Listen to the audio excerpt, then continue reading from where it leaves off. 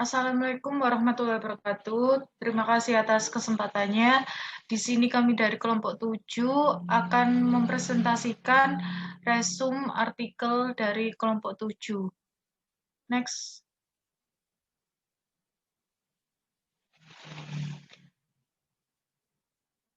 Nah, di sini judulnya Locus of Control, Turnover, Intention, Kinerja Auditor, Etika Auditor, Komitmen Organisasi, dan Disfungsional Audit Behavior.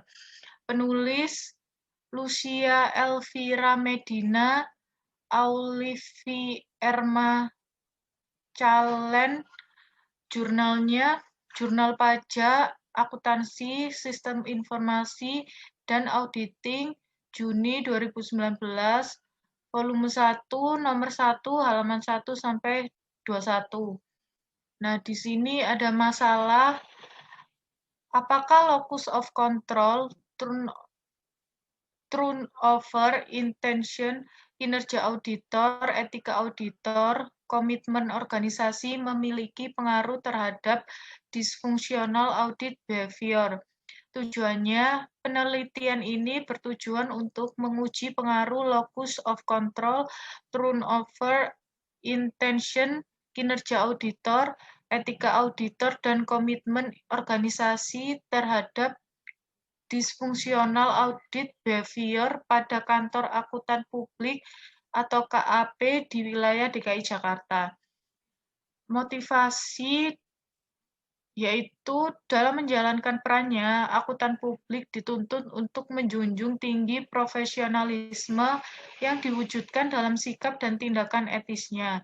Sesuai kode etik akuntan publik, kode etik merupakan produk kesepakatan yang mengatur tingkah laku moral suatu kelompok tertentu dalam masyarakat untuk diberlakukan dalam suatu masa tertentu, dengan ketentuan-ketentuan tertulis yang diharapkan akan dipegang teguh oleh seluruh anggota kelompok itu.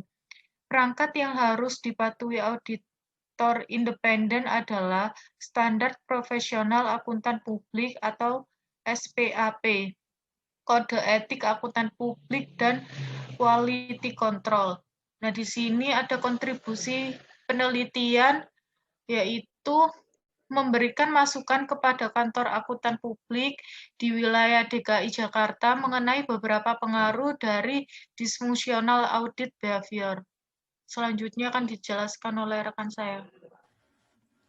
Baik, di sini saya akan menjelaskan tentang rerangka dan teori yang digunakan. Jadi rerangkanya itu seperti yang ada di gambar. Variabel independennya itu yaitu locus of control, turnover intention, kinerja auditor, etika auditor, komiten organisasi. Sedangkan variabel dependennya itu dysfunctional auditor behavior. Teori yang digunakan pada penelitian ini yaitu Theory of Attitude Change. Salah satu teori yang direkomendasikan Siegel dan Marconi pada tahun 1998 dalam memprediksi sikap dan perilaku adalah teori perubahan sikap. Teori perubahan sikap menyatakan bahwa seseorang akan mengalami proses ketidaknyamanan di dalam dirinya bila dihadapkan pada sesuatu yang baru yang bertentangan dengan keyakinannya, sehingga membutuhkan waktu untuk menganalisa sehingga sampai pada sebuah keyakinan untuk mengambilnya atau tidak sesuai dengan tabiatnya. Sejalan dengan teori tersebut, diasumsikan bahwa seorang auditor yang mempunyai dasar attitude yang baik, maka dia menolak adanya suatu penyimpangan. Namun sebaliknya, apabila seorang auditor dengan dasar attitude yang kurang baik, ada kecenderungan dia akan lebih menerima adanya suatu penyimpangan. Yang keempat ada variabel yang diteliti. Variabel yang digunakan yang pertama X1 atau variabel independen locus of control. Pengukuran variabel locus of control diukur dengan menggunakan instrumen yang dikembangkan dari studi Rotter pada tahun 1996. Locus of control terbagi menjadi locus of control internal dan eksternal. Yang pertama, locus of control internal, indikatornya yaitu segala yang dicapai individu hasilnya dari usaha sendiri. Menjadi pimpinan karena kemampuan sendiri, keberhasilan individu karena kerja keras, segala yang diperoleh individu bukan karena keberuntungan, kemampuan individu dalam menentukan kejadian dalam hidup, kehidupan individu ditentukan oleh tindakannya, kegagalan yang dialami individu akibat perbuatannya sendiri. Yang kedua, locus of control eksternal, indikatornya yaitu kegagalan yang dialami individu karena ketidakmujuran, perencanaan jauh ke depan pekerjaan yang sia-sia. Kejadian yang dialami dalam hidup ditentukan oleh orang yang berkuasa, kesuksesan individu karena faktor nasib. Selanjutnya, X2 atau independent turnover intention. Menurut Mobley et al. Tahun 1978, indikator pengukuran turnover intention terdiri atas pemikiran untuk keluar, pencarian alternatif pekerjaan, niat untuk keluar. X3 independent yaitu kinerja. Menurut Miner pada tahun 1998, mengemukakan 4 indikator yang dijadikan sebagai tolak ukur dalam menilai kinerjanya, yaitu yang pertama kualitas, yaitu tingkat kesalahan, kerusakan, kecermatan. Yang kedua kuantitas, yaitu jumlah pekerjaan yang dihasilkan. Yang ketiga penggunaan waktu dalam bekerja, yaitu tingkat ketidakhadiran, keterlambatan, waktu kerja yang efektif atau jam kerja hilang. Yang keempat, kerjasama dalam orang lain dalam bekerja. Selanjutnya akan dijelaskan oleh rekan saya. Atas kesempatannya, jadi di sini saya akan melanjutkan presentasi dari rekan saya. Selanjutnya ini ada X4 atau independent, sama dengan etika auditor. Menurut Josephson, Institute for the Advancement of Ethics 2012, indikator etika auditor yaitu yang pertama ada dapat dipercaya, lalu rasa hormat, ketiga tanggung jawab, keempat kewajaran, dan yang kelima kepedulian, dan yang terakhir yaitu kewarganegaraan. Lalu ada X5 atau independen sama dengan komitmen organisasi. Untuk mengukur variabel komitmen organisasi digunakan 4 indikator yang dikembangkan oleh Maude et al. Yaitu tahun 1982 tentang keinginan kuat sebagai anggota, lalu keinginan berusaha keras dalam bekerja, dan yang ketiga penerimaan nilai organisasi, dan yang keempat yaitu penerimaan tujuan organisasi.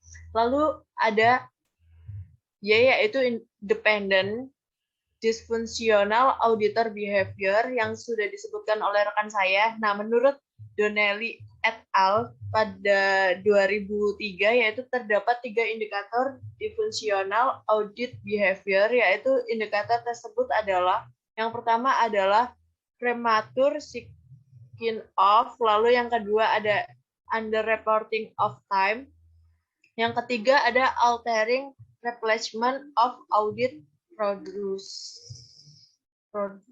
Lalu yang kelima ini ada metode riset, yaitu penelitian ini menggunakan analisis linear berganda yang digunakan untuk menganalisis hipotesis penelitian.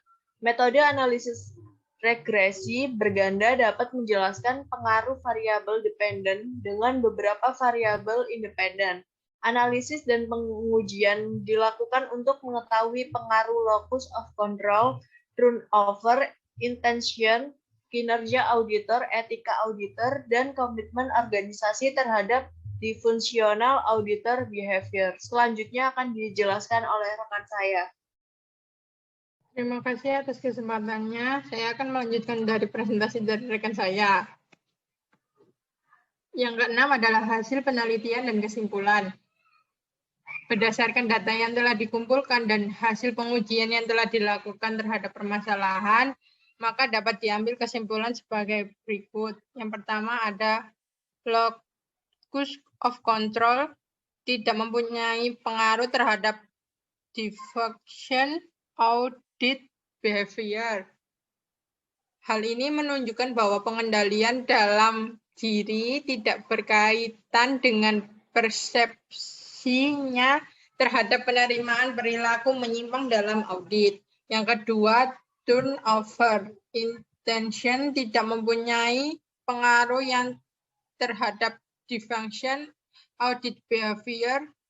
Hal ini berarti niat seseorang untuk berpindah tidak berkaitan dengan persepsinya terhadap penerimaan perilaku menyimpang dalam audit. Yang ketiga, kinerja audit tidak mempunyai pengaruh terhadap defunction of behavior. Hal ini menunjukkan bahwa kinerja auditor tidak berkaitan dengan persepsinya terhadap penerimaan perilaku penyimpangan dalam audit. Yang keempat, hasil penelitian ini menunjukkan variabel etika auditor mempunyai pengaruh secara positif terhadap defunction audit behavior. Hal ini dapat diartikan bahwa seorang yang memiliki etika auditor yang baik, maka akan cenderung tidak menerima perilaku menyimpang dalam audit. Yang kelima, komitmen organisasi mempunyai pengaruh secara negatif terhadap defunction audit behavior. Hal ini dapat diartikan bahwa auditor yang memiliki komitmen organisasi yang tinggi, maka audit cenderung tidak menerima perilaku menyimpang dalam audit. Yang keenam, berdasarkan hasil UGF, dapat disimpulkan bahwa model regresi dapat digunakan untuk memprediksi defunction audit behavior, atau dengan kata lain dapat dikatakan bahwa locus of control, turnover intention, auditor, etika auditor, dan komitmen organisasi mempunyai pengaruh secara bersama-sama terhadap defunction audit behavior. Yang ketujuh yaitu keterbatasan dan kesempatan penelitian di masa depan. Sampel